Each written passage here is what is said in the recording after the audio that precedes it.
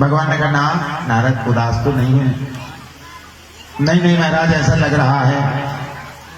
तब भगवान ने कहा नारद देखो 25 साल के हो गए, अब काऊ को अपनी चिंता तो है ना। अरे हम सोच रहे थे कि एकांत विवाह तो हो ही जाता कम से कम। नारद जी ने कहा महाराज कैसी बात कर रहे हो, अरे आप कहें आदेश करें तो लाइन लगा देगा। भगवान ने कहा जब लाइन लगे जब लगे, अब कम से कम एक की जुगाड़ तो लगे, है कोई तुम्हारी नजर में? नारद जी ने कहा महाराज आपके अनुकूल बिल्कुल सुंदर कन्या है, भीष्मक जी महाराज की बेटी, भगवान भीष्मक सुताम रुक्मणी उचिताना।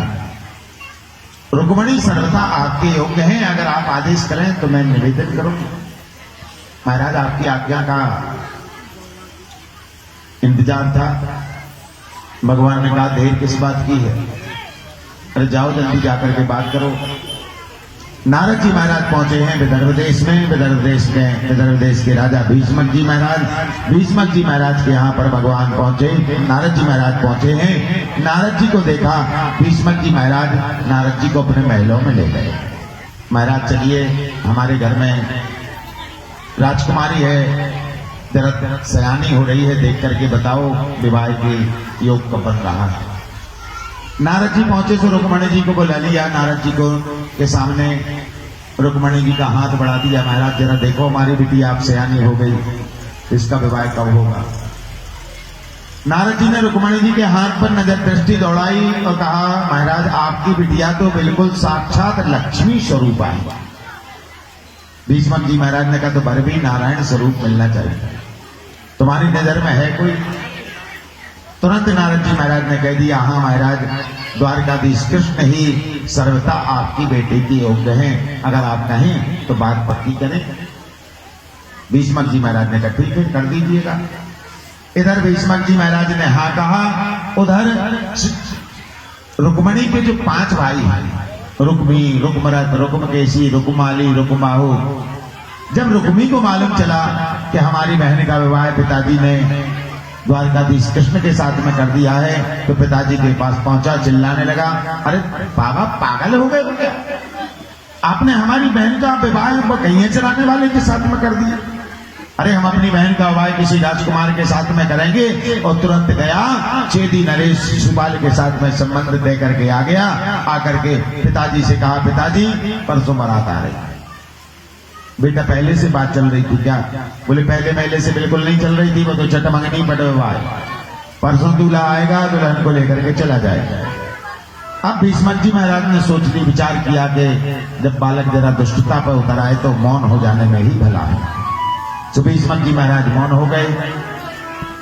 इधर रुक्मणी ने जब सुना कि शिशुपाल के साथ में हमारा भैया ने संबंध तय कर दिया, तो रुक्मणी जी रोने लगी।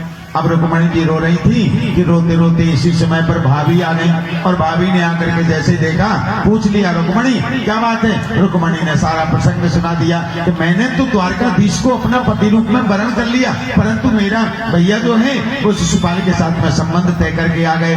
तो भाभी ने धीरे से रास्ता दिखा दिया कि देखो रोने धोने से काम तो चलने वाला नहीं है, ऐसी रोती रहोगी तो परसों शिशुपाल आएगा लेकर के चला जाएगा। अरे कागज कलम उठाओ, चिट्ठी लिखो, द्वारकाधीश को भिजवाओ, और द्वारकाधीश के चरणों तक अगर पत्र पहुंच गया तो फिर कल्याण होने में देर नहीं लगने वाली। तो रुक्मणी जी ने तुरंत कागज कलम उठाया और कागज कलम उठा करके उसमें 7 श्लोक लिखे। यहाँ पर मानो भाभी ने मार्ग दिखा दिया कि अगर काम बनाना है तो भाभी को हाथ में ले लो, काम बनने में देर नहीं लगने वाली। भाभी ने रास्ता दिखा दिया, ऐसा कर लो रुक्मणी। रुक्मणी जी ने तुरंत अपने कागज उठाए, 7 श्लोक लिखे, और 7 श्लोक लिख करके अब ये पत्र कौन लेकर के जाए,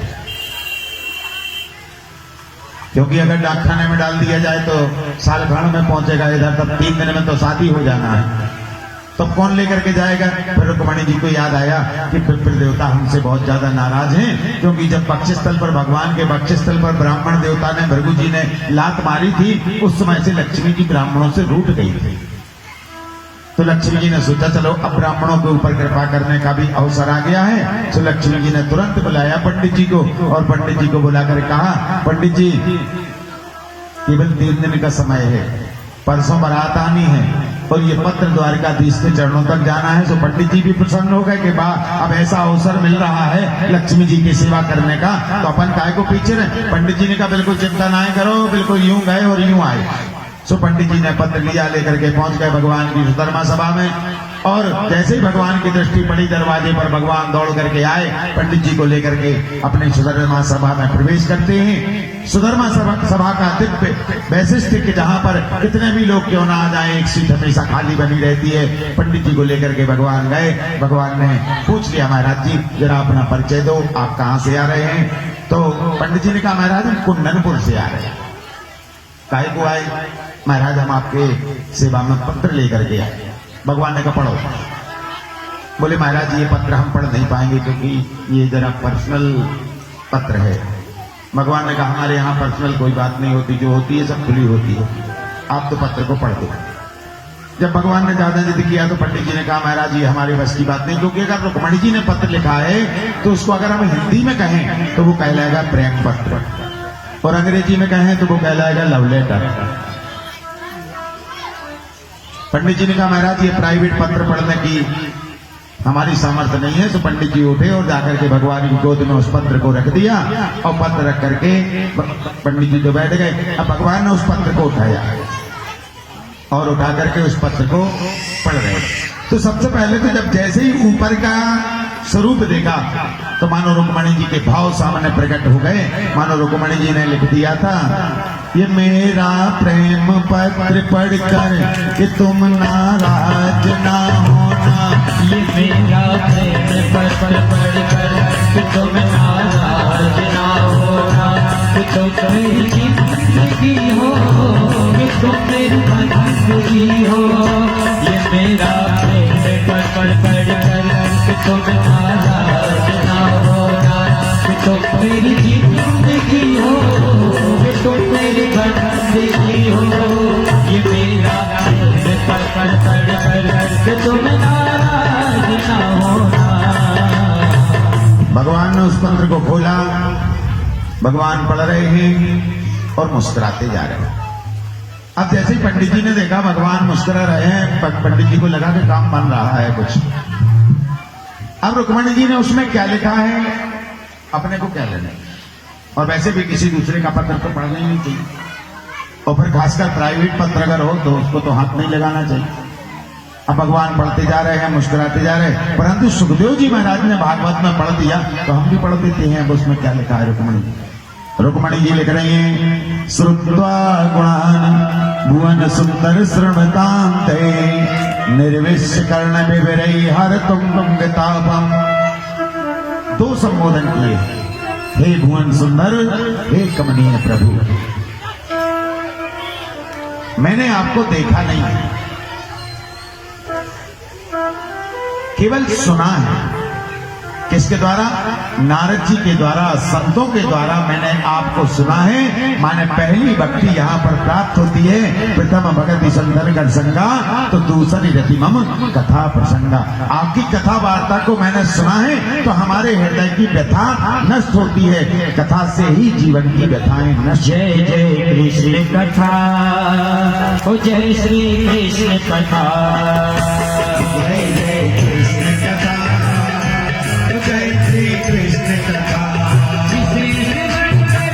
जाती है जन्म जन्म की कथा, जय जय कृष्ण कथा, ओ जय श्री कृष्ण कथा, जय जय कृष्ण कथा, जय श्री कृष्ण कथा।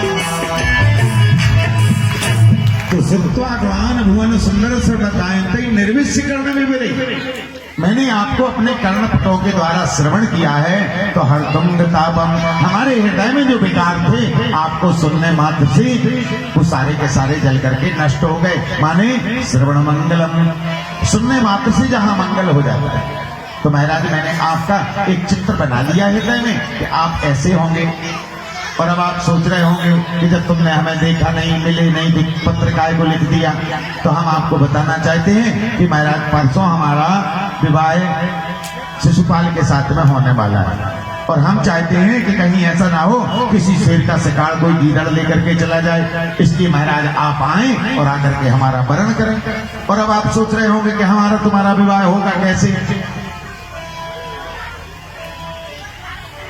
या आप सोच रहे होंगे कि तुमने तो हमें नारद जी से सुन लिया, परंतु हमने तो ना तो सुना है, ना देखा है, ना मिले है, ना तो हम आपको कैसे पत्नी रूप में स्वीकार कर दें। तो महाराज मैं अपने गुण अपनी लेखनी से तो नहीं लिख सकती, लेकिन इतना जरूर कहना चाहती हूँ कि हर मामले में समान शीला, अवस्था में, रूप में, कुल में, विद्या में, धन में आत्मतुल्य।